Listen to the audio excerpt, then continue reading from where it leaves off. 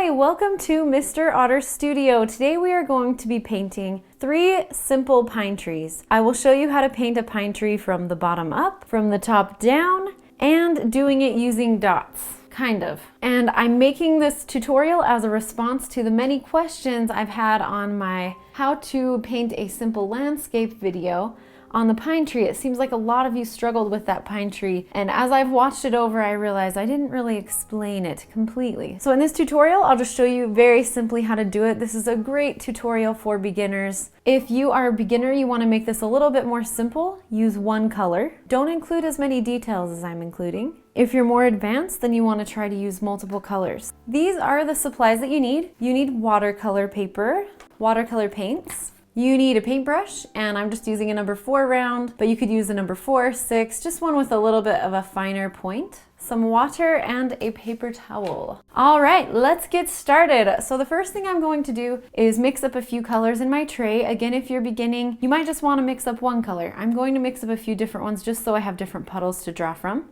To create a puddle, just drop some water into your tray. If you don't have one of these, you can use a plate. Then I'm just picking up some green, putting it in here. Why do we mix up these big puddles? It's going to make it a lot easier for me to keep painting and not have to stop and remix my colors.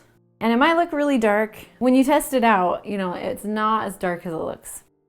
So in the first puddle, we're just going to add some green to it and make sure that we've added enough that it's not too light. The second puddle, we're going to add a little bit of yellow to it to make it brighter. The third puddle, we're going to add a little bit of blue to it to make it a little bit of a deeper color. So this is more what the blue-green looks like.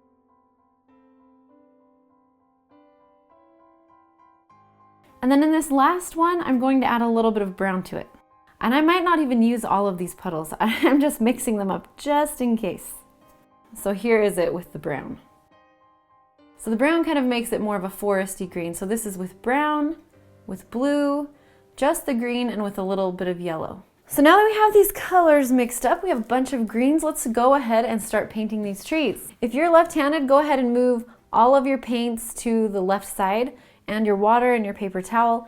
And you want to start on the right side of your paper. I'm left-handed, so I'm going to start on the left side of my paper and move to the right. For this first tree, we are going to be painting from the bottom up. And so we're going to start at the bottom and we're going to move towards the top. Remember, if you are beginning, I would just stick to one color. If you have painted before and you're ready, then I would use 2 colors or even 3. For this one, I'm going to paint the tree and then I'm going to add colors on top of it. So get some paint on your brush and we're going to start at the bottom and I'm going to pull away. The reason I'm pulling in this direction is so I can get a pointy edge once I pull away. So you'll kind of see what I'm talking about as I paint. So if I pull away, I can get these nice areas at the end. And your brush might be smaller, these might be fuller. Just kind of pay attention to these outer edges because that really is what makes this look like a pine tree. And then as we move towards the top, I'm just getting it a little bit smaller. So I can just use the same color if I want to and come back over if I want some darker areas. So what if I want to add maybe a little bit of even blue into one of the areas? Then I'm just going to put a little blue on my paintbrush.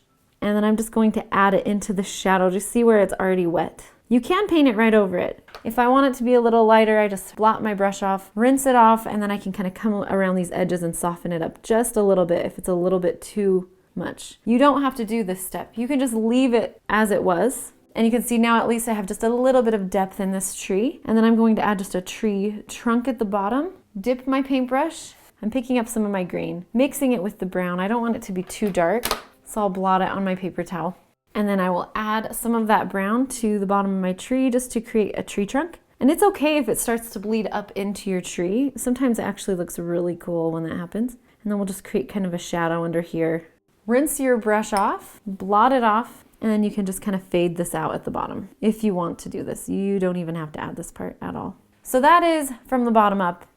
So just kind of look at your outside edges and see, if you like it. If you don't, try it again. That's the nice thing with this technique is we can keep doing different things and adding different things. All right, now for this middle tree, the second way to paint a pine tree is from the top down. And for this one, I'm going to use my lighter green, and then I'm just going to move into my darker greens. So you're just going to start at the top Think about the shape that your pine tree is going to be. I almost think of it as starting with like a V. So again, look at those outside edges. As I'm moving down, I'm just adding a little bit of a different green. And you can, make it thinner in some areas if you want those thinner pine trees. Then just space these a little bit further apart. And at the bottom, you can kind of bring some straight down and some out to the side. Kind of just depends on this individual tree. And then you can also look at it and say, oh, these look too similar, or I need some skinnier, pointier branches in some of these. So then you can just come back in with your brush and add some of those details back in. And then once you get to the bottom, you can add a little bit of brown. I already have brown mixed up here. So then I'm just going to add my nice little tree stump.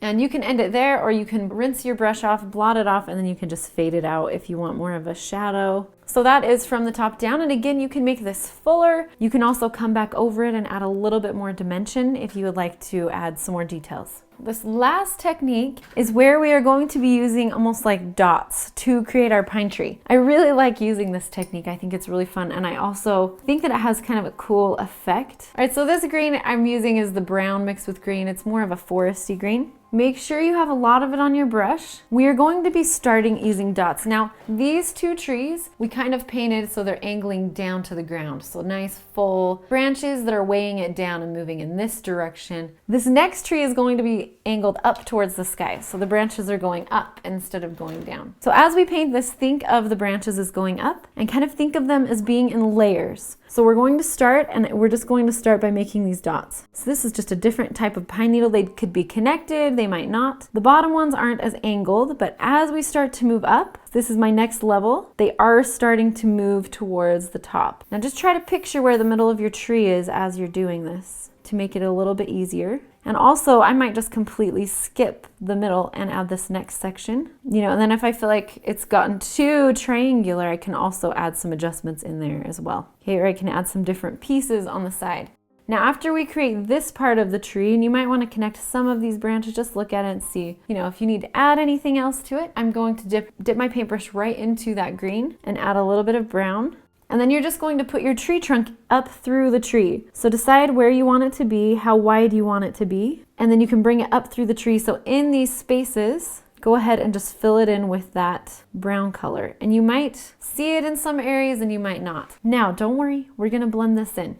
So now rinse your brush off, dip right back into that same green, the green you mixed up for this, or you could add a different color. And then you just want to come into these areas next to the brown. And we're just going to add some more details in there, some more shading. Anywhere where that kind of jumps from light to dark, just gonna add a few little more details. And you don't have to do this part. I just like to, because sometimes when I add the tree trunk back in, it doesn't really blend as well. And so you can just add some of those dots. You could make this a little bit thicker in areas, but at the bottom, you can still blend this out if you want. And you can add yellows, you could add some highlights still. If you don't like some of these areas, you can just soak it up with your brush. These are the 3 techniques, from the bottom up, from the top down, and then this one we're just using more of dots and then adding the trunk up through the tree and adding some shading so that we can see it. You can keep adding layers over these, so if you want this to look fuller, you could bring some more texture over the top like we did in this one. You can even just use the same color after it's dried, and that will add a darker layer to it. So now the challenge for you, if you only used one color, is to use 2 colors. And if this was pretty simple for you and you got the hang of it, what I want you to do is try to paint 5 to 7 pine trees. Start in the background using a lot of water, and they're going to be really light. And I would just use 1 color. And then as you move forward, add more color to it, so they're going to get darker and overlap. And what will happen is it will almost look like a misty forest, where there are some trees that are closer to you and some trees that are a little bit more faded and in the distance, if that makes sense. Something that I really want to emphasize when you're painting trees, or you're painting these objects that have so many little details and little parts, look at the edges. That is the important part of what you're painting, are these edges. It's not each little pine needle, each little leaf, but it's the shape of the object and those edges, and then maybe, where the light's coming from and the basic colors that are in those shapes. Thank you so much for joining us on Mr. Otter Studio. I hope you have a wonderful day.